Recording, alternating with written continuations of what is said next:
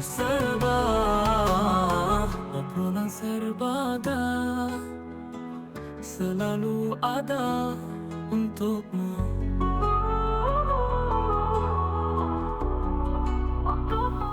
Assalamualaikum warahmatullahi wabarakatuh. Halo Sobat Kom dimanapun kalian berada. Jumpa lagi bersama saya Anissa di podcast Oh Serba, obrolan serba ada. Spesial banget episode kali ini masih edisi bulan suci Ramadan. Dan Anis ucapkan semoga buat Sobat Kom dimanapun kalian berada tetap bisa menjalankan ibadah puasanya dengan lancar dan juga semangat dan produktif untuk melaksanakan aktivitas sehari-hari. Dan terima kasih juga buat Sobat Kom yang selalu setia menyaksikan podcast Oserba di channel YouTube Praja TV Bontang, atau teman-teman bisa mengakses kami atau melihat kami di aplikasi Android yaitu di Radio Praja TV. Nah, episode kali ini kita masih membahas seputar zakat nih, tapi kali ini kita akan membahas tentang keutamaan zakat infak sodakoh dalam mencapai kesuksesan dunia akhirat. Dan sekarang Anis sudah bersama dengan Ketua Lembaga Kaligrafi Katulistiwa Kota Bontang, ada Ustadz Haji Darmawan Syah SAG.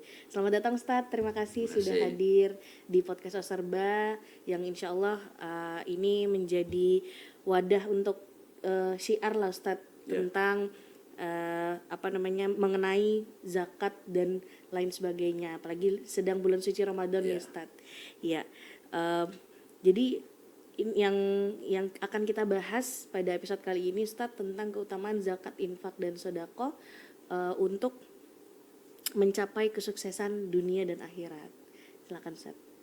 Bismillahirrahmanirrahim. Islam datang menebar cinta, Ramadan datang menebar pahala. Kalau Anda ini surga, jawablah salam dari saya. Assalamualaikum warahmatullahi wabarakatuh. Waalaikumsalam warahmatullahi wabarakatuh. Alhamdulillahi binikmatihi tatimmus shalihat. Asyhadu an la ilaha illallah wahdahu la syarikalah wa asyhadu anna Muhammadan abduhu wa rasuluh. Allahumma fasholli wa sallim wa barik ala nabiyyina Muhammad wa ala alihi wa ashabihi ajma'in. Para pemirsa dan pendengar Radio Praja yang dirahmati Allah, salah satu ciri orang beriman adalah asyukru ala ni'mah wasabru ala bala. Artinya selalu bersyukur atas segala nikmat dan selalu bersabar atas segala musibah. Nikmat Allah sudah banyak yang kita rasa. Betapa banyak nikmat Allah tidak bisa dihitung. Allah sendiri melansir dalam firman-Nya An-Nahl ayat 18. A'udzubillahi minasyaitonir rajim. Wa in ta'uddu nikmatallah la tuhsuha. Artinya kata Allah, andai kamu mau mencoba nikmat yang aku beri, la tuhsuha, niscaya kamu tidak bisa. Ditambahkan dalam surah Luqman ayat 27, sekalipun engkau menggunakan seluruh dahan ranting pohon sebagai penanya dan seluruh air laut sebagai tintanya, maka habis semua itu nikmatku, kata Allah, tidak akan habis engkau hitung. Hadirin, nikmat Allah yang patut kita syukuri diantaranya adalah nikmat harta yang masuk dalam kategori hubbun nasilak. Artinya orang cinta kita karena kontribusi kita. Sebagai pejabat yang dicintai rakyat, maka jabatannya adalah nikmat. Sebagai orang kaya yang dicintai rakyat, maka kekayaannya adalah nikmat. Di sini tentu orang kaya atau yang punya harta yang berkontribusi dalam menyalurkan zakat infak sedekahnya. Ya, dalam menyalurkan zakat infak sedekahnya. Rumus bahagia dunia akhirat itu sudah berkali-kali diungkap di dalam Al-Quran. Kata Allah, kalau mau bahagia dunia akhirat, sukses dunia akhirat, aqimus sholah wa atus zakah. Ini berkali-kali diungkap dalam Al-Quran. Dirikan sholat dan tunaikan zakat. Ya, kalau cuma rajin sholat, rajin menghitung zikir, tapi tidak rajin menghitung harta untuk usahakan infak sedekah kita. Bukan itu yang dimaksudkan menuju puncak kesuksesan dunia akhirat. Bahkan sebagai orang miskin pun, yang dicintai sesama, itu adalah nikmat yang luar biasa. Ya, nikmat. Sebab kekayaan bukanlah ukuran untuk mendapatkan kenikmatan. Ya, biar kaya, kalau tidak mau mengeluarkan zakat, infak, sedekahnya, tidak mau berkontribusi dengan orang banyak, bukan itu yang dimaksud Allah yang mendapatkan nikmat hakiki. Tapi biar miskin, hartanya sedikit, tapi selalu berkontribusi terhadap orang banyak, terhadap sesamanya, semampu dia. Maka itu adalah orang yang mendapatkan kenikmatan yang hakiki.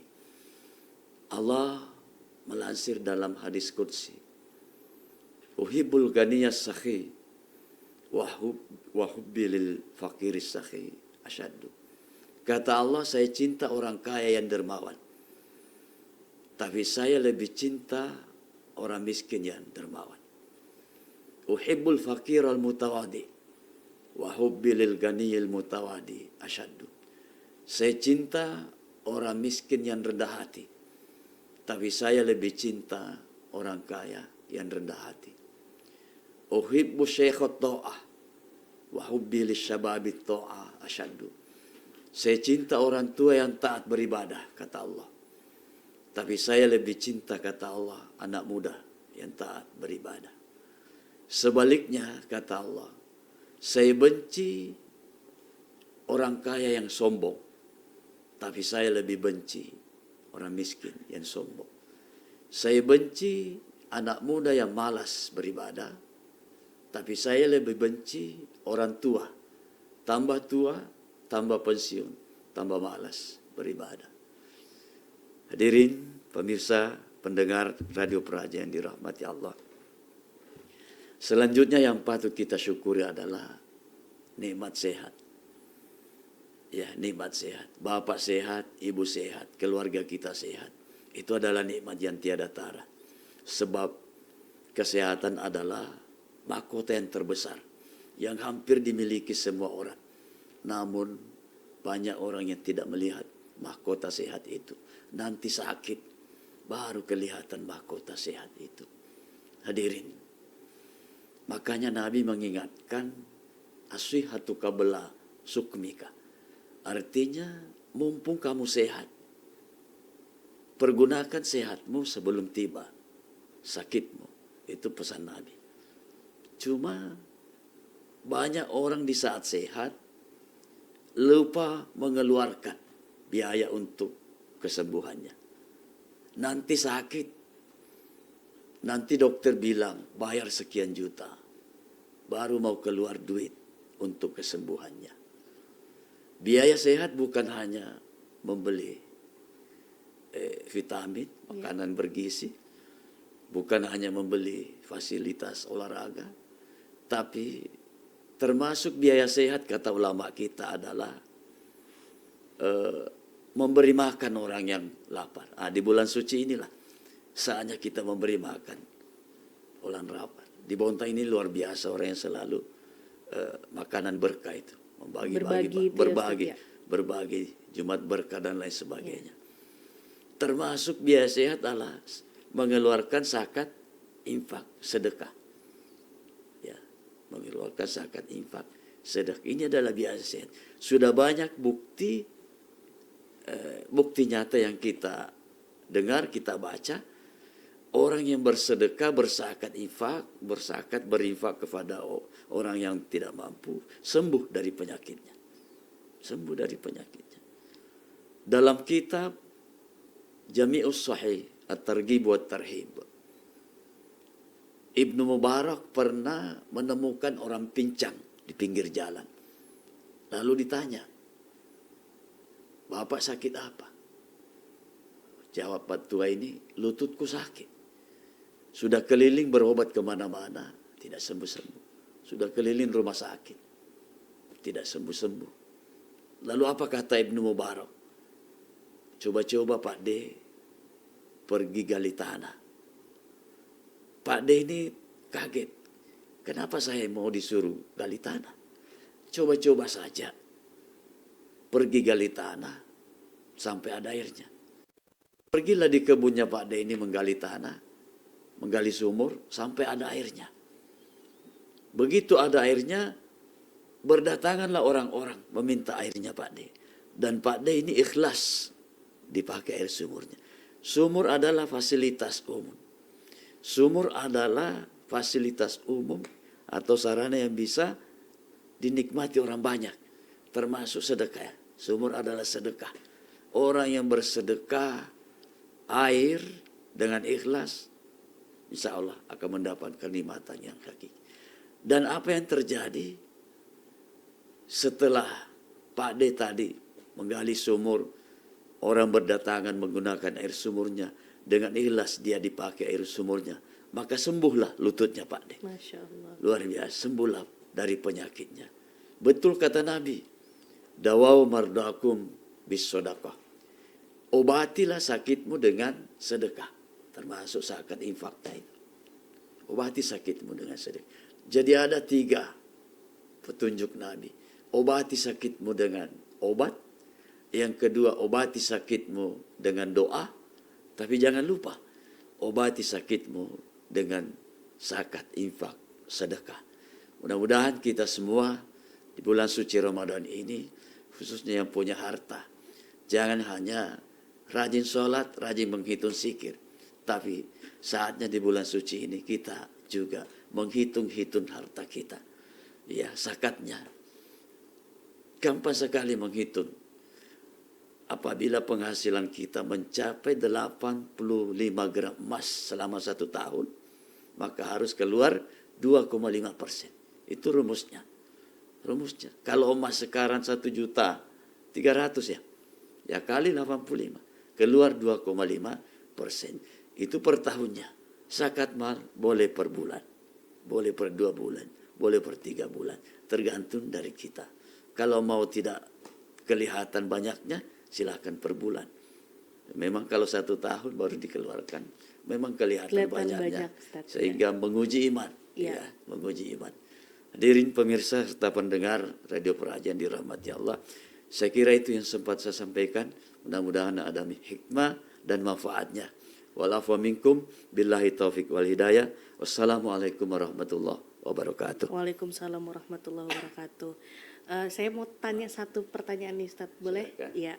Jadi tadi nih menarik, Rasulullah menyampaikan kepada kita bahwa sembuhilah sakit itu dengan obat, dengan berdoa, dan juga jangan lupa berzakat, infak, dan sodakoh.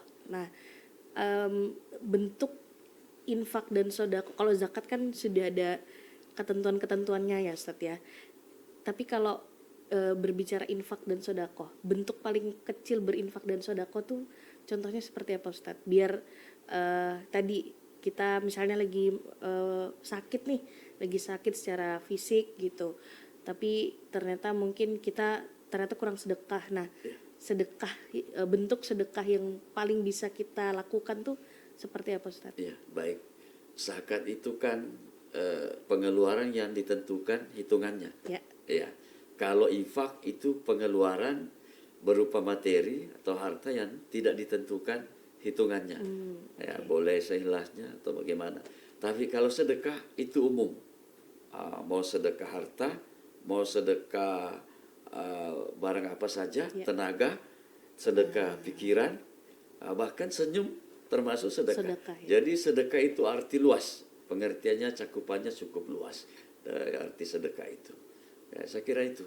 Iya. Ya. Jadi apa namanya, tinggal kembali lagi ke kita ya Ustadz, kita mampunya yang mana nih, bersedekah. Kalau bersedekah tadi dalam bentuk apapun, begitupun juga infak terserah, yang penting apa namanya, berupa barang gitu Ustadz, atau materi seperti itu. Baik Ustadz. Saya tambahkan sedikit. Iya boleh, silakan. Itu di dalam Al-Quran Allah berfirman, "Anfiqu mimma razaqnakum min qabli ayyatiya yaum la bai'um fihi wala khullah." Artinya kata Allah, infakkanlah sebagian hartamu sebelum tiba masanya, di mana masa itu sudah tidak ada jual beli.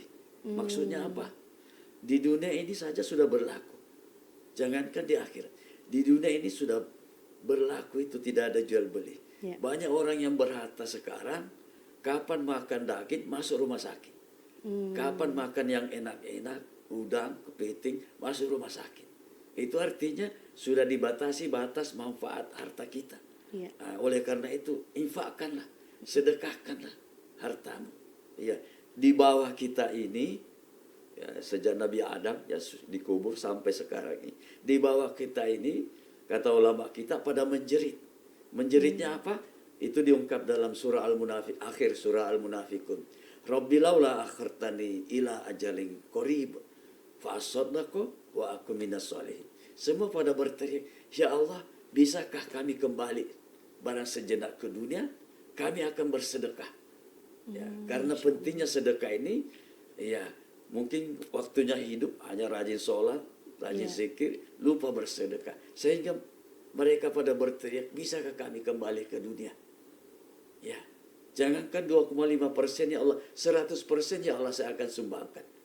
Tapi kata Allah sudah terlambat. Kami sudah beri waktu-waktu di dunia.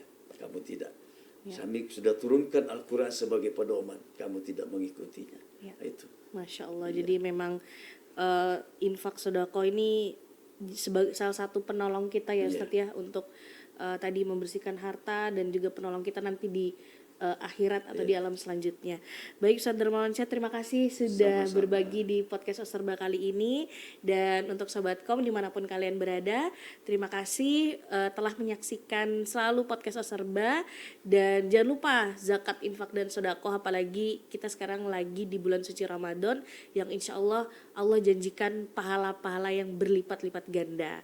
Baik, saya Anissa, sampai jumpa di episode selanjutnya. Wassalamualaikum warahmatullahi wabarakatuh. Waalaikumsalam warahmatullahi Serba, obrolan serba ada, selalu ada untukmu.